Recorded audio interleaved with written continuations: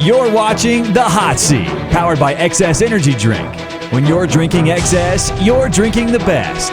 Giving you all the sports news and updates, your hosts, JD and Nesta Can. We had a big draft last week in your league, so we're here to break that down. So let's break it down with your team first. Before we start with your team, you were going into the draft feeling very confident. But what happened? What was your mindset? Did anything change? Were you busy? No, I wasn't busy at all. So I managed three leagues. I managed three leagues, and essentially what I do is I have the drafts back to back to back, and I do it in priority of like pay, right? So the draft that you and I are in is my second highest league that I manage. So our draft was supposed to be at 12:30, but it was at 2 o'clock. Thank you very much. You're very welcome. Because you had to go to work.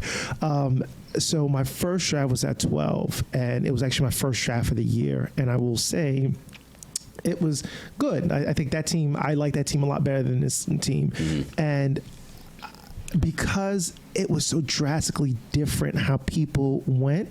So, for example, in that first draft, I had the second pick, right? Mm-hmm. So I'm not that far off because in the second draft with you, I had the third pick, right? So I'm theoretically drafting in the same position, but because people zigged in a different direction, it felt like a completely different draft. Well, right? that's the thing about it. Like, you might be drafting close, but you have different managers and different people with different mindsets. So that's correct.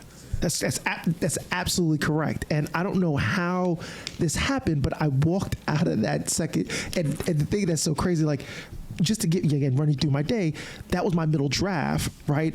It messed me up so much. I had to, like, do a couple of laps around my living room because I was like, I got another draft after this. Like, I can't stay stuck on this draft because I just didn't like the team. And part of the reason why I didn't like the team is because I compared it to my first team that I had from that draft. But like we always say sometimes, in the things that don't look good on paper, we always say that guy, I don't like this guy's team, I don't like my team. And that's the team that always ends up doing well sometimes. And remember, we talked about it one of the first podcasts. The draft is just the first part of winning the championship. You know, there's injuries, waiver wire pickups, all that stuff, trades that can happen during the season. You know, when I said trades, I mean trades in terms of there's not that many trades during season football, but trades like if someone sends you an offer, you know, because of an injury or whatever. So it's just a start.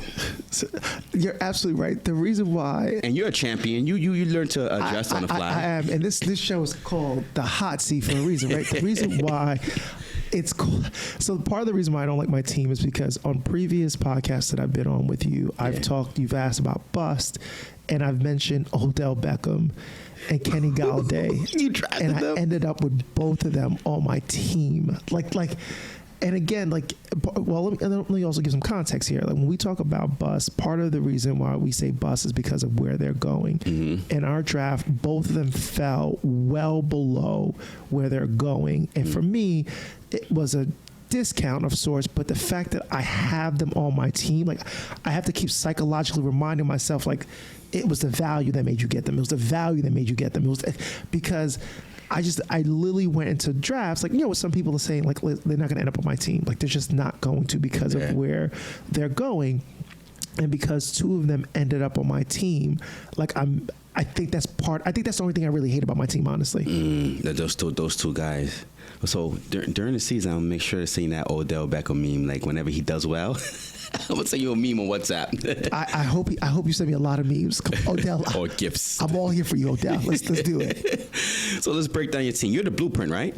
Blueprint champ. That's the blueprint. I mean, my team's always been called the Blueprint in football. I've had that name since like maybe a decade now. So I'm not getting it. You're a Drake fan, but Blueprints. I thought you'd been a Jay-Z fan. Where did the Blueprint come from? It gotta be Jay, right? No, it's not even about Jay. It's about exactly what it is. The blueprint. Like, when you think about fantasy football, like, what is a blueprint, right? The blueprint is what shows you how it's set, how it's done, right? So in fantasy football, because of my success, I mean, blueprint is fitting. Yeah.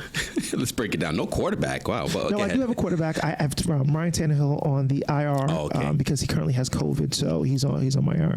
Trevor Lawrence. Okay, let's break down your team. So you went with Kamara the first round? I went Alvin Kamara, my first pick. With the number 3 pick, honestly, I was praying that Dalvin Cook fell to me, but he didn't. So I took what I thought was the best next thing, which was Alvin Kamara. Mm-hmm.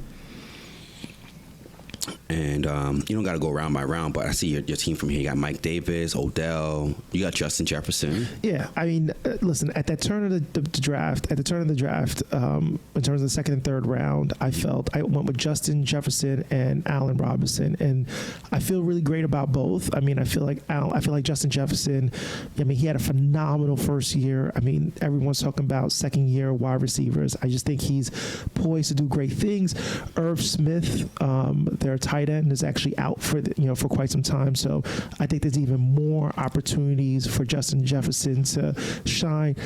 Allen Robinson, listen, Allen Robinson's been a top 10 fantasy wide receiver with no QB, right? I mean, worst case scenario, Justin Fields gets the job midway through the year and forget about it. And he's still, Allen Robinson is just somebody who's old and proven. So I went Allen Robinson.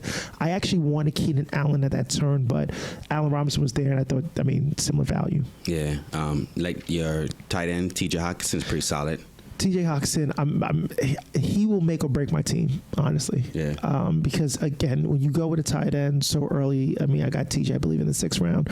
When you go with tight end so early, like they have to pan out in some ways, because if not, then my big belief is if you should have waited then. Mm. Yeah, but a lot of volume is going to go his way in terms of a lot of passes. I mean, they don't have that much talent over there. Yeah, and I'm expecting them to be getting blown out, right? Which is it's a bad thing if you're a Lion fan, but great thing from a fan's perspective, because they're going to throw the ball more. The ball to try to get into the game. Yeah. Kenny Galladay, like you said. Let's hope he pans out. I mean, he has talent. He just always hurt. He killed me last year. That's why I would have beat you. You know that, right? I lost a lot of games because of him. I had him in the lineup, and he didn't show up. He was a game time decision, and then he didn't show up. I'm pretty sure Kenny Galladay could be one of many reasons why you lost last year to me. Yeah, but he was the main reason why I lost a lot of games. But yeah, you have him on your squad. You have Singletary as well. Yeah, Cook. Yeah. I mean, my bench. Listen, I got Brandon Cooks in Houston. Houston's going to be another team similar to Detroit.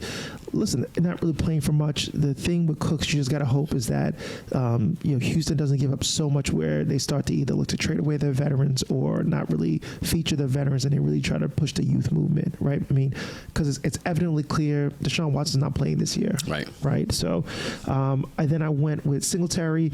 He's a starting running back as of right now. That's always subject to change, but again, he's starting running back, so I mean, not a bad person to have on my bench. I also got J.D. McKissick, who we have a PPR league, right? So worst case scenario, I mean, he finished in top 25 last year. So I mean, with Ryan Fitzpatrick there. Did you get him because you got the same name, J.D.? No. Wishful thinking. I literally got him because I think he was the best quarterback on the board. It doesn't hurt though that he and I have the same initials. Yeah. DJ Chark was somebody I threw a kind of a flyer at. Latavius Murray. Somebody I'm probably gonna drop. Breaking news alert. He's probably gonna be the first person I drop. I just don't know what the Saints are doing with him. He was somebody that they talked about possibly not making the 53-man roster. He made it.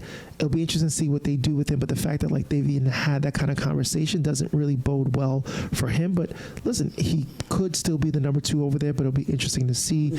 And then Russell Gage. Now, this is the one I think people are absolutely sleeping on. Gage, I think Russell Gage, as a starter last year, when Julio was out of the lineup, was a top 20 wide receiver in fantasy. I'm going to say that again. Top 20 wide receiver when Julio Jones was out of the lineup, right? Not counting the game that Julio started and didn't finish, right? That's insane. So now, for the full season and going through the whole playbook and getting the whole the offense and playing the full season, yeah. And he's the number 2 now. He is the number 2. Listen, besides opposite Ridley. I I think Kyle Pitts is going to do his thing. He's also a rookie. They're talking about playing him all over the field. He's going to be there. They're going to look for him. They spent a high draft pick on him. I get that, but like Russell Gage is there. Like, and again, like, so for me to get him with like my second to last pick in a draft, it's like a right? steal. Like, it could be the steal. it could be a steal. And it's funny, I had to make a decision between him and Elijah Moore. And this is why I always tell people, like, think with your head, not with your heart. And what I mean by that is, like, listen, I could have gone Elijah Moore. I'm a Jets fan. I'm a Cowboys fan. You all know that. And we can make fun about that at some point. But I just thought Russell Gage had a better situation versus I think Elijah Moore was doing really good in training camp, but he kind of, he's been hurt. There's also a crowded wide receiver situation also going on in Jets camp versus like in Atlanta, there isn't that crowded. There's nothing, yeah. So I love him and where I got him, but enough about my team. And again, let me just also put this like out there because someone we both know raised this. Like, I did say this last year about my team that I didn't like it after the draft, and I won the championship. And I know people got on me like, oh, you just do this, you're crying wolf. I'm not crying wolf, right? I mean, and I just want to reiterate something you said, which is like, you don't win the league at draft, right? It's about your pickups, it's about your moves. Like, this is just really, I would say it's like 1/3, 1/4 of the year in a lot of ways, right? Because when you look back, you're gonna see there are gonna be some players who outperform, who started the year off on the waiver wire, Yeah. right? Or who was on the waiver wire at some point. So if I end up winning, which odds are I should probably win in that league because I'm just that good. It's going to be because of the moves that I made, and I'm certain it's not because of the draft that I had, because, again, like, it's just one piece of the pie. Yeah. Next team, a team who has no name. You think about that team? Yeah, great team. I like the team in regards to love the receiving core that he got. He has Delvin Cook, and then he also has A.J. Brown, Keenan Allen, Robbie Anderson, somebody who I think people are really sleeping on. I worry about his running back. Like, I think he has Josh Jacobs, which I'm not really, again, questionable. Leonard Fournette, same thing. No one's high on Josh Jacobs. What happened? Injury, or they don't play him? He doesn't produce that much in fantasy. I think they're going to look with Kenyon Drake over there. He's not going to be the feature back the way he was last year. So I think that's going to play a part into it. Okay. Yeah, and then again, like I think Nyheim Hines, like, I mean, again, I think his running backs is what scares me, and then having Noah Fant, who cost me a championship in another league, I'm kind of jaded by him. So overall, I like the team, and he has Dak Prescott. Like, let's not forget. I mean, I'm not going to not acknowledge that, but like his team, I do think it's going to be really predicated on him being able to get production out of that second running back. If he's able to get it, I actually think he has one of the best teams draft-wise in the league. Okay. Moving on to my team. He looked at it and said, I don't know what you're doing here. You know what? It's the hot seat. Let's put you in the hot seat. It was your team. You drafted it. I like to try different things. I know you probably say this is not the league to try it. This is not the league to play around and try things. What pick did you draft again at? I moved from number 1 to number 9. That's what I want. I want everybody to know that. So we have a draft lottery that happens, and I allow people in my league to switch draft positions or whatever. This guy had the number 1 pick. This guy had the number 1 pick. Decides to swap out for the number 9 pick, right? So I want to put that disclaimer out there because as you talk through your roster, I want you to then, after you're done talking through your roster, do you still feel great about your decision of switching out of spot 1 to go to 9? But I want you to go through your roster first. So I decided to go with the young boys, the rookies and the sophomores. I like my team. We don't know. A lot of questions because we don't know how these guys are going to pan out like any team. But I'm looking for like the gems every year, like how last year was the Claypools and the Justin Jeffersons. And I feel 2 or 3 of the guys on my team are going to, pan out well, along with the second-year players. I feel confident in second-year players, especially Justin Herbert. Jonathan Taylor and Clyde Edwards-Helaire, we got to see what their roles are. We'll see with that. But I feel good about those 2. Swift, yeah, Ayuk. Kyle Pitts, if he's so-called the truth, over there in Atlanta, he'll do well. I'm waiting for Justin Fields to take over the job, but then again, I have a battle between him and Herbert. Who do I start? You know. Yeah. And then I got I like Terrence Marshall Jr. a lot. I like him. I think he's gonna turn out to be the steal. Bateman is hurt. Yeah, and I think if Justin Fields plays, I like Mooney a lot over there too. I think he's people don't talk about him a lot. So can I ask you a question? Yeah. So this is a great one, right? Like I got your jet over there, Michael Carter. He literally has a team of all either first or second year players, and his team is called rookies and sophomores. Like, and literally, like everyone on that team, which is interesting. Is interesting? I tried it before and it worked. When did you decide? At what point in the process did you decide that you were going to have a team of nothing but either freshmen or first year or second year players? When I joined a lot of different leagues, I figured out, okay, I'm gonna use this league to do this, to draft this way, this league to draft this way. I have different ways I draft. I just don't. Yeah, I just don't either go into a draft just to draft. So I have different formulas how I draft. Like last year, I didn't use this formula. I moved from also the top of the draft to the end of the draft. People thought I was crazy, but I wound up having a decent season until I ran into you. But I drafted differently last year. I drafted, so-called not insane. But this year I decided, to go with the second year and the first year players, man. A question for you. Yeah. While we're having the hot seat. I go with the second year players first, the guys who've proven themselves last year. Like I would have had Jefferson too, but I think you beat me to him. So I go with those guys first, and then I go with the. Got it. So let's go with this again. So this is a fascinating thing. So when you make pickups now, are you only picking up rookies and sophomores? Yep. Wow. I'm not gonna make that many pickups. I feel confident in my team because I noticed it happened to me last year when I panicked early, and I think it was Jefferson I dropped, and so I picked him up. So I know it sounds crazy. Just let me go with my strategy. It sounds weird, but I'm defeating the purpose if I add in a 30 or 4th year veteran. I'm staying put. Have you ever won with that? With this playbook, have you ever won with it? 50-50. No. No. Whoever, listen. If I only have one, if you only take one bit of advice from me, right? The folks who are out there listening, even though I think I dropped more than just one gem, don't ever do something like this. Don't. It's the equivalency of you.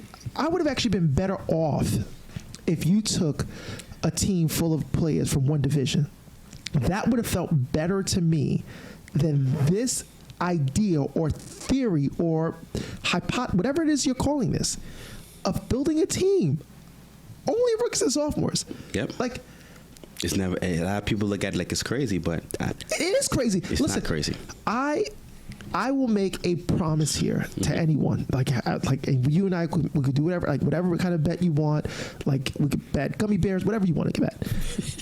No way a team like that wins. In a competitive league, and the league that we're in is called. What's the name of the league that we're in? A League of Champions. So essentially, the only way you could be in that league is if you've won a previous championship. Mm-hmm.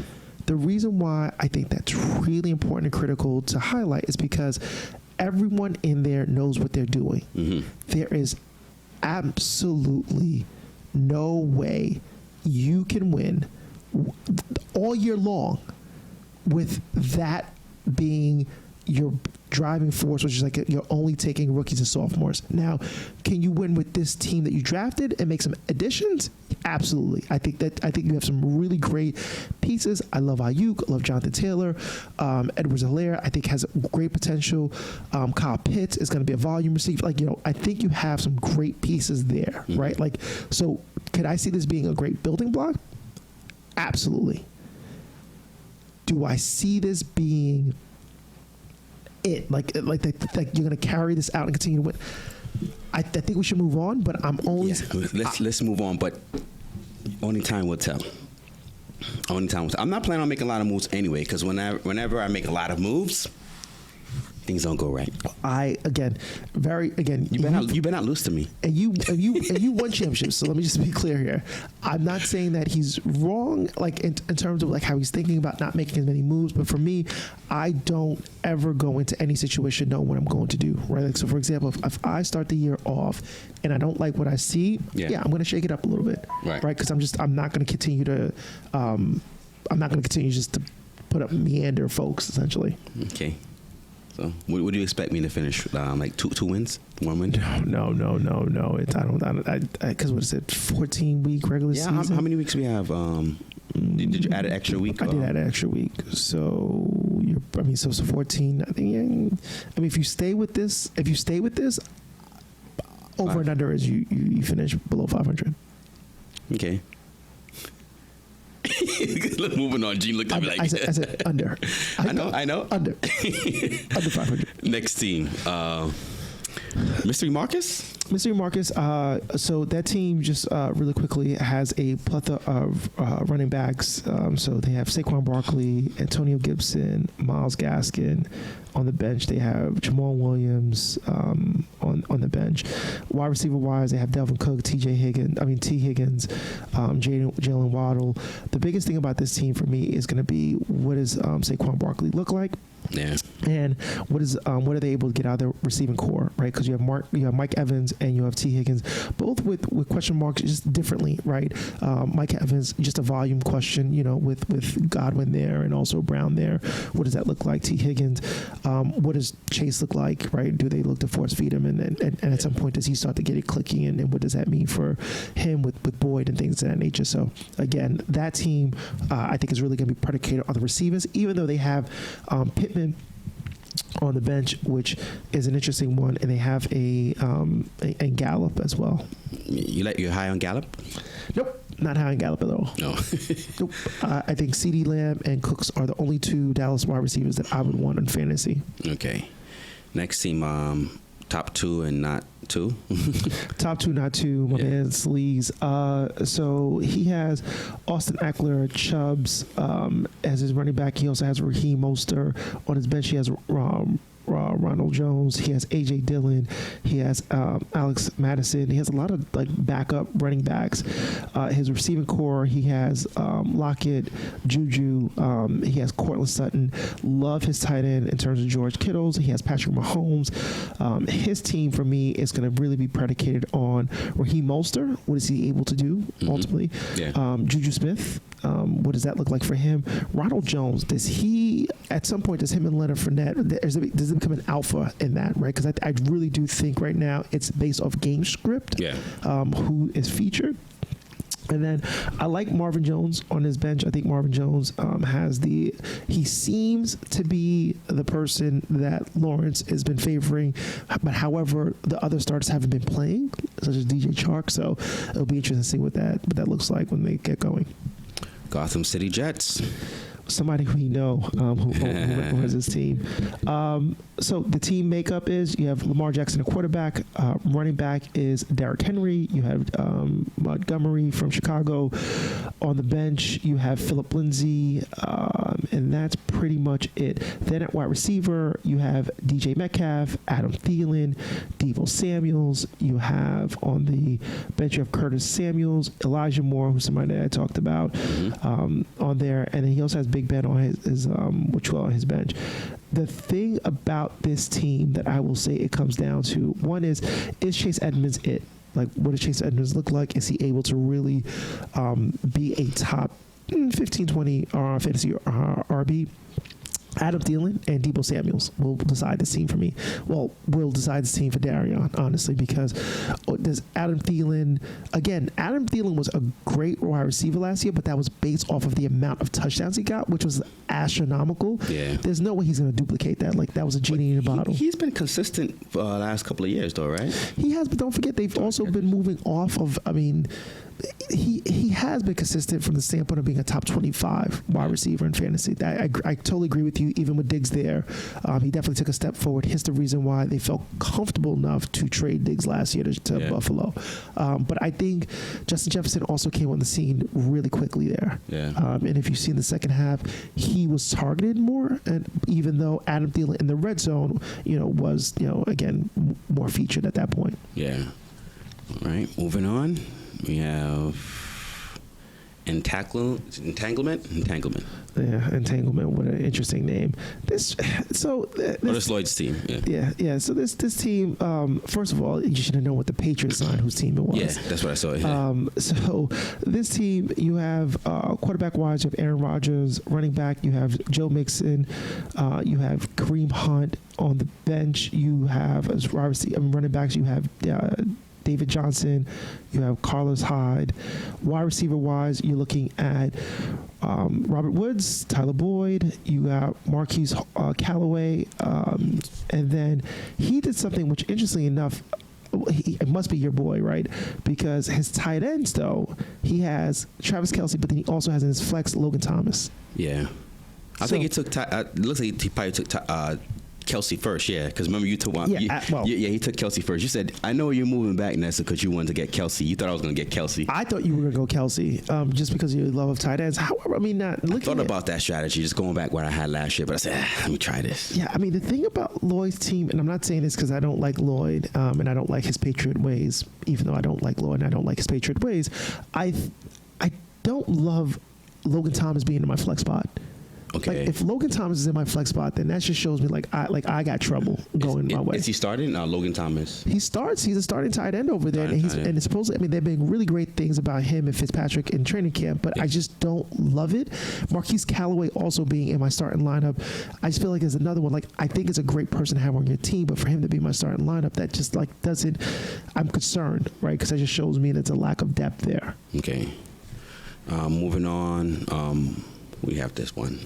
Raw papers. So this one, Jalen Hurts as a quarterback. Running back wise, you have Gus Edwards, Damian Harris, and then you have on the bench Trey Sermon. And then you have, in terms of wide receivers, you have Scary Terry, you have Devontae Adams, you have DJ Hopkins, you have Devontae Smith, Corey Davis. This team is stacked at wide receiver, in my personal opinion. He has Marquise Brown, which I don't really care for, but outside of that, I think he has the best receiving core, in my opinion. And the fact that he was able to get Damian Harris, with Cam Newton not being he must have had pick 9, 10 or 11 to get that back to back with Adams and Hopkins. Yeah.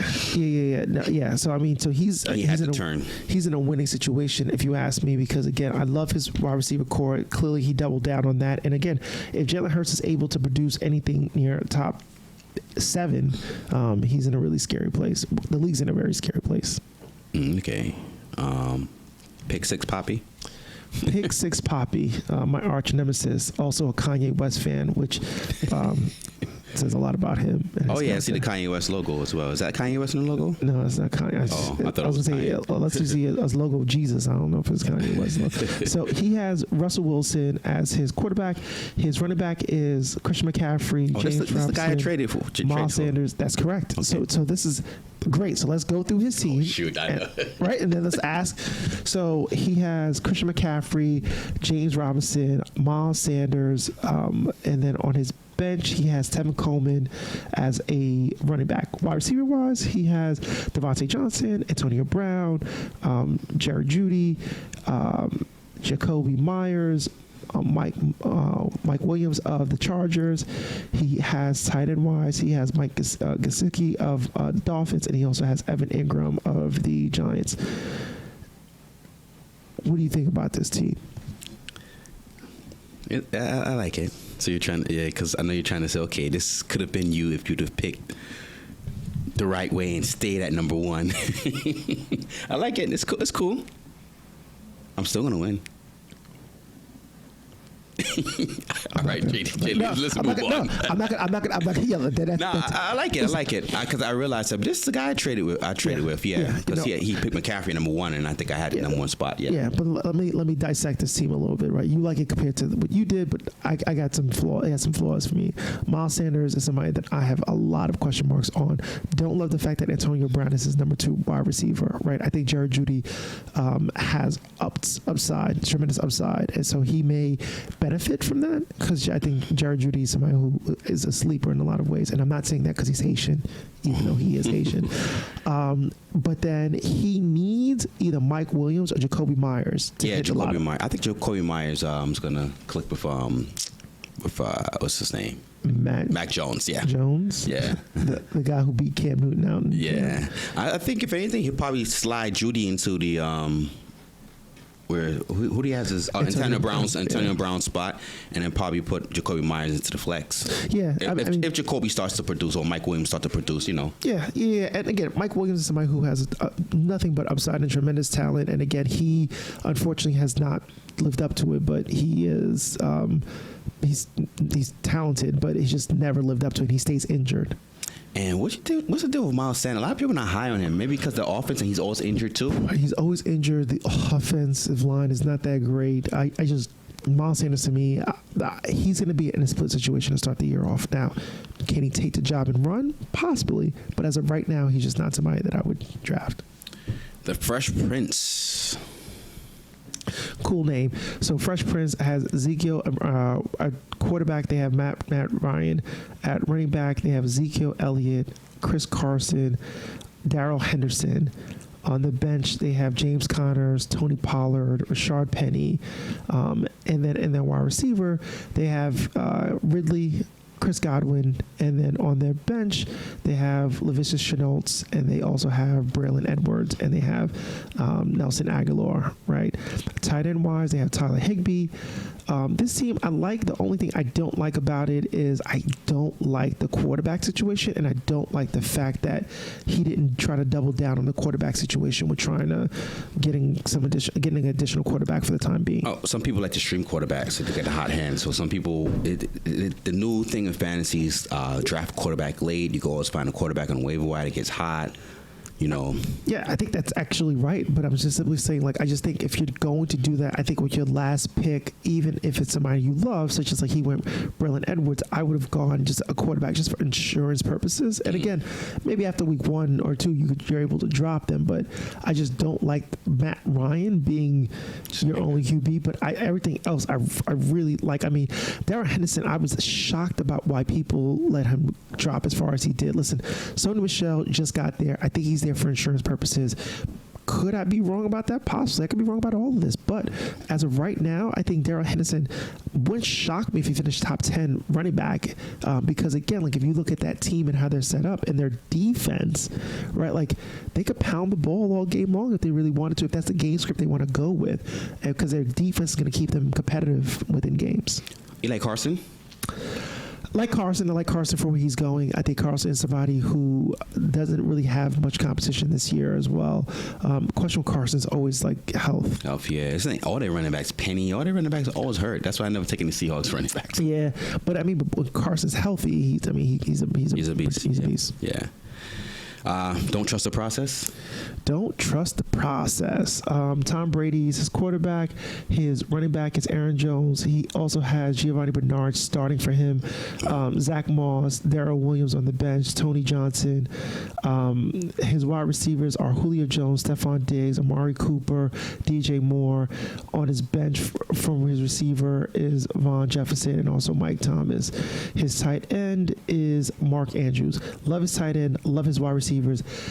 Running backs, yeah. Like Aaron Jones, but I hate Giovanni Bernard. Yeah. Even if Giovanni Bernard balls out, him being your starting running back doesn't feel good to me. But the good thing is he has Zach Moss, right? Hopefully Zach Moss can produce. If he does, then he also has Tony Jones, who, again, I know we just talked about the Alvin Kamara situation. There's been positive things said about Tony Jones in preseason, so much so they said that they might let go of Murray. However, They didn't let go of Murray. Murray's still there, so it'll be interesting to see who the number 2 running back in New Orleans is. When it says free agent right here, I mean, they dropped him? He added him. They added him as a free agent. Oh, so they mean to add him as a free agent. Yeah, Okay. versus like it tells you if drafted. Okay, yeah. Going Raw.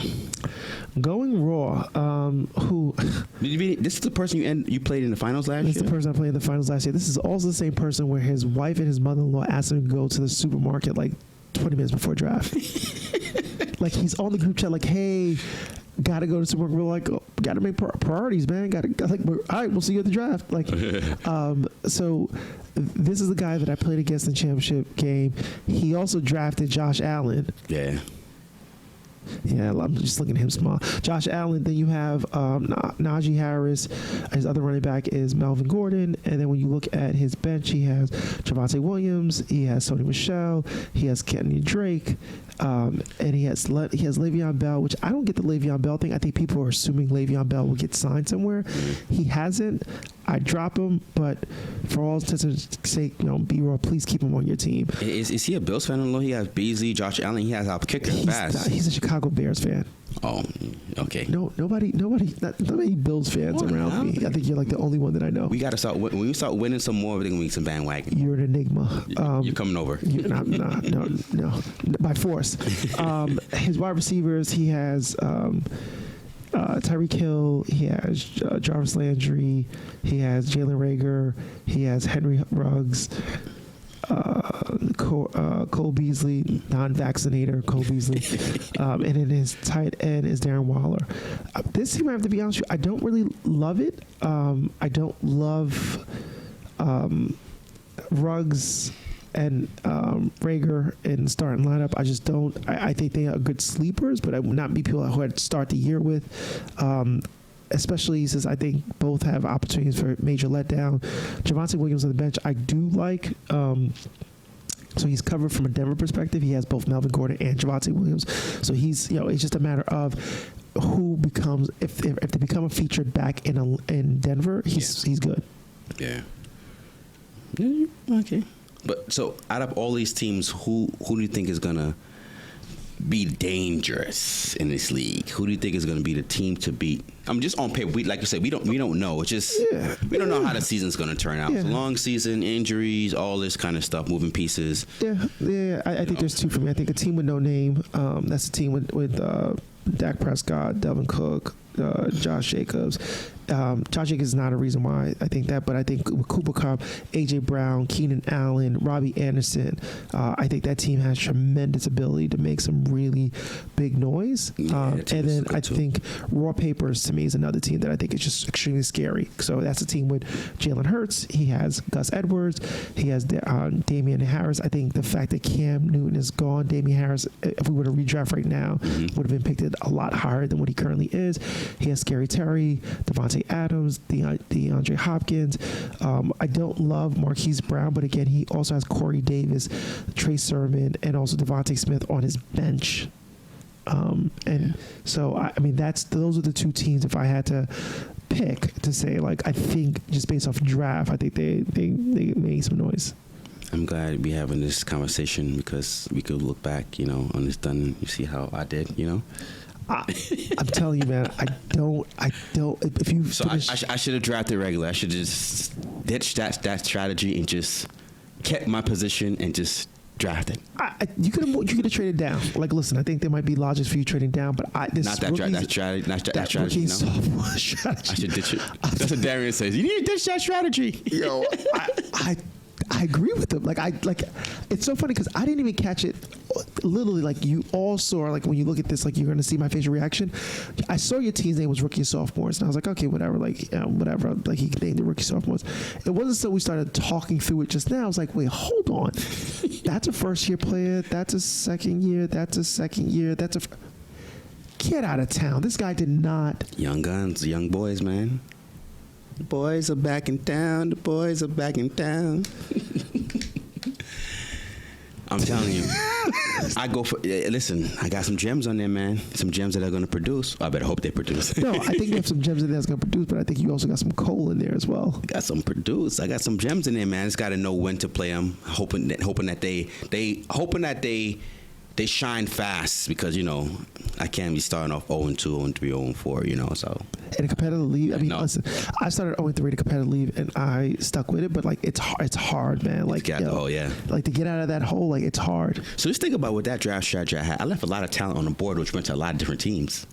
And to see that we don't have one team inside here that took advantage of that, I probably would have balanced it out. If I would have drafted regular, you think it would have been a little bit more balanced? Or I think it would have been, but again, like because you did what you did, like I think it definitely impacted. And what I'm trying to cheat now and look at, right? That's like so you drafted.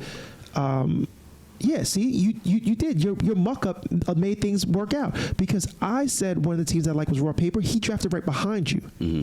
So he benefited from you doing the nonsense you did, right? Like, and got some really great talent. Like, you are the reason why, a large part of the reason why, like, he's somebody that I talked really highly of, right? So, for example, like, if you look at some of the things you left on the board, like, you went Jonathan Taylor, he went Devontae Adams, right? You went Swift, he went Scary Terry. You went Brendan Ayuk, he went Damian Harris. Yeah. You went Michael Carter, right, of the Jets. He went Corey Davis. Like you basically. If I didn't draft this way, I was going 3 straight running backs. This is the best one. This is the best one. You went Justin Fields. Right before him, he went Jalen Hurts. Well, Fields is going to be better than Hurts. Well, I mean, he's the backup for now. Hey, I'm telling you, once Fields get on that field, lights out. You don't think Fields is going to be better than Justin Hurts? I think he is, but he doesn't have the opportunity right now. Like, think about it. Like, you could be the nicest person, you could be the nicest player in the league, but if you ain't on the field, you're right. Come Sunday, you're just the nicest person in the practice squad. You know what I'm going to say too. I'm going to go on a limb and say this: if he plays in the Bears as well, he's my candidate for Rookie of the Year. Justin Fields. No, I don't think he'll be able to do it. The reason why I say that to you because I think. But the Bears would have to win, though. I think Wilson. I think he would have to start pretty soon because I think Wilson and Lawrence. I think they're going to start from day one. So I think it's going to be based off of numbers and not team record. So you don't think so? It's football. I think. I just think he needs to get in there sooner rather than later in order to be in real consideration. He does. Yeah, he can't start like week 7. No, because the gap's too big. Like even if he goes 7-0, it's going to be based off of individual production and numbers, and he's just not going to have the numbers there. Yeah. So my muck up messed up everything, huh? We'll see. Wow, we took up so much time. So much time. Anything you want to say? Any last minute comments or concerns or I wish I drafted around you. I have a question to ask you because I have a problem, right? Yeah. How do you handle this situation in fantasy, right?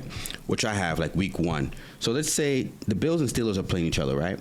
Let's say I have Trace Claypool as my wide receiver and the Bills as my defense. They both cancel out each other in a way because you don't know who to go for. Do you bench one or do you keep both in the lineup? Like if the Bills defense does well, which means Claypool might not. Let's say the Bills pitch a shutout or the Bills win like 21-3, right? That means most likely Claypool is not going to do well. Giving you in stats in terms of the wide receiver position, but the Bills defense might do well. Or if the Steelers go off and Claypool has like 3 touchdowns, that means the Bills defense most likely might not have, that much points to add towards my total. So what do you do in that situation? Do you just play them, or do you try to take a gamble and say, I think it all depends. Like I think it all depends. I think it all depends on how good you think that defense is, right? Yeah. The reason why I'm saying that to you is because I think Pittsburgh's offense has the potential to be able to average like 28 points, yeah. Right? So that would be what would concern me against it. But outside of that, I wouldn't be too concerned, right? Like, I mean, I think that for me, it's about the offense that defense is going up against, right? Because what is the likelihood that Pittsburgh doesn't put up points like that? Versus, like, if you told me you are the Buffalo Bills and you are playing against the Jacksonville Jaguars, and do you not start James Robinson because he's going against Pittsburgh's defense, I would still start James Robinson, even though I don't think it'll be a highly scored game, but I think he's going to get enough touches where he's going to be fantasy relevant, and your defense will still be in check. Versus like the Pittsburgh, against Claypool going against the Bills, I do worry that I think Pittsburgh's offense will put up enough points against the Bills where it will hurt you from a defensive perspective. Right. Because you're going to have, everyone goes through that every once in a while. Your defense is playing your quarterback. And that's why they say it's going to have, do you believe in having two quarterbacks? Someone said it in the chat. Like, why do some teams have two quarterbacks? I don't believe in it. I don't believe in it. If you have a top tier right. 1 or 2, right. I'm not going that. Like, I vested in you. Like, so for example, if I have Mahomes, I'm not going with a backup. Like, that's just me. Like, mazel tov to those who do it, because you just wait till that bye. You cross that bridge when it's time and find somebody to put in. Yeah, because think about the position that's going to get the least amount of trades is a quarterback. Yeah. Right. Like, you may get somebody to trade you for a running back, a wide receiver, or a tight end. Definitely a defensive kicker. That's not on the table. But a quarterback's the one that's going to get the least amount. So I don't even get the notion when people are like, oh, I'm stacking up on quarterback and I'm going to use the value later. Like, well, some people they do that. They stack up on quarterbacks and they expect to probably trade one later on. Or when you do that whole, draft a quarterback late, you said, okay, I'm drafting a quarterback late like a Matt Ryan. I'm going to stack up on running backs and wide receivers and tight ends first, and do that whole quarterback like the last 2 rounds. I'm gonna get 2 quarterbacks and see, play them, like streaming them. Whoever has a hot hand. Yeah. So some people get 2 quarterbacks because of that, because they draft the quarterbacks late. And that makes perfect sense to me, right? If you go late, that makes perfect sense to me to do that. But like, if you have a top quarterback like Mahomes, no need to have a backup. I would not, unless for example, like I saw somebody who's just stealing. I'm like, you know what? I'm gonna get, because you're not gonna get dollar for dollar on a quarterback. Yeah. Right. Like you'll get like at best like 60 cents on a dollar. Right. But if you're like, all right, it was the best thing available right now, like I'm going to take him and see where I got to hold him till I'm able to get something, then yeah. But don't get a quarterback thinking like, I got this quarterback with the last pick of the draft and I'm going to be able to get like a 6th rounder for him. Like, it's hard to pull off. You draft Mahomes, but you have Fields on the bench, and Fields is putting up crazy numbers, like 3 straight games, putting out like 4 touchdowns, 400 yards, kind of crazy numbers, right?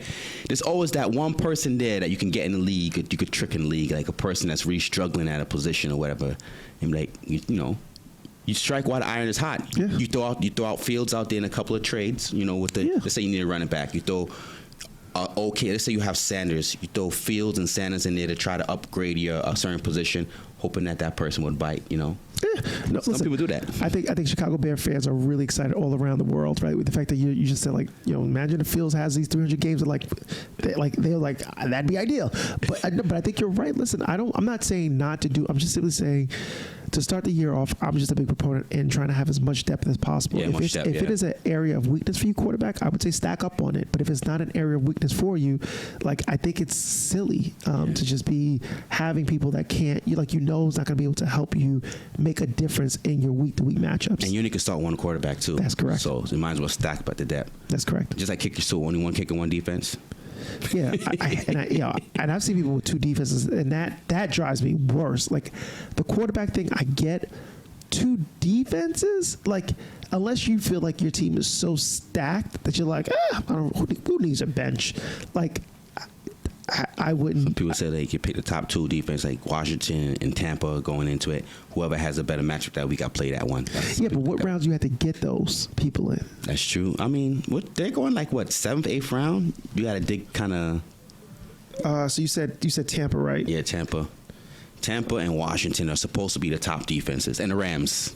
So people. But I notice in fantasy when one defense goes, you start to see a run on it. Yeah, Bucks went in the 10th, yeah. and you said which one was the other defense? The Bucks went in the 10th. The Redskins. Bucks Washington. went in the 10th. Oh, I said Redskins. That's not even their team. Washington, yeah. And the 12th round, 10 to 12. I mean, by comparison, so in the 10th round, let's say, so in the 10th round of this draft, the Bucks went. You in the 10th round took Trey Lance, right before the Bucks went, by the way, which is actually also very interesting. No, you took the Bucks. Sorry, you took the Bucks. Okay, that's me. You took the Bucks, and then in that round, I took Devin Singletary, who's a starting running back right now. Right. Then when in the round that the Washington team went, I took DJ Chark. you took with the following pick, two following picks, you took Terrace Marshall. Mm-hmm. I wouldn't have gone Terrace Marshall so early, but I'm only saying that to say if you would have done if any team, I mean, for you to stack up on the two best defense or those two defenses, you would have to get up your 10th and your 12th. It's true. All right. Any last minute thing you want to add in? If you haven't listened to the Drake album, dim the lights, put some candles on, and listen to the Drake album. Oh, the Drake album wasn't that good? No, it was fine. It was fine. I'm just bantering. Kanye's is better. You should have known that, man. Come on, man. Yeezy. In the Mercedes-Benz Stadium in the basement. Craziness. I actually have Yeezys on right now, but I'm not a fan of Kanye. Listen, I think all jokes aside, I think Kanye is smart in his own right, but I do think he suffers from bipolar. Like Lily, I think suffers from bipolar, and I do hope and pray that he gets the help and support that he kind of needs, because some of his behavior is just erratic in regards to the music. You can see it. Like it's just the whole movement's erratic. First of all, it took like 4 weeks for the album to drop. Like every week was like it's dropping now. It's not dropping now. It's dropping now. And I think the music suffered for it personally. Yeah. You think so? Because they said when people don't understand you, people say you're kind of crazy and bipolar. They just don't understand you, and that's what kind of make Kanye. When you're wacky and crazy, people think you're wacky and crazy, but you're kind of like considered like a genius in a way. And what she is, she's considered a genius. But when you're a genius like that, people always think you're off, because they don't understand you. I get that. He's on a different level. No, I get that, because I think that happens to me a lot of times. I feel like I'm on a different level than people, and I feel like people think you're crazy. People think I'm crazy. But Kanye, he's a different situation, different story. No, Kanye is crazy. Hey, he uses craziness to do what he got to do, man. He's like, I don't know. Each his own. Kanye is crazy. All right, JD, it's a pleasure to have you on the show again. Always, man, a pleasure. Can't wait to see how your theory works out, rookies and sophomores. Okay, we'll see. All right. This wraps up another episode of The Hot Seat. Yours truly, Nesta Cannon, JD. Take care, and God bless.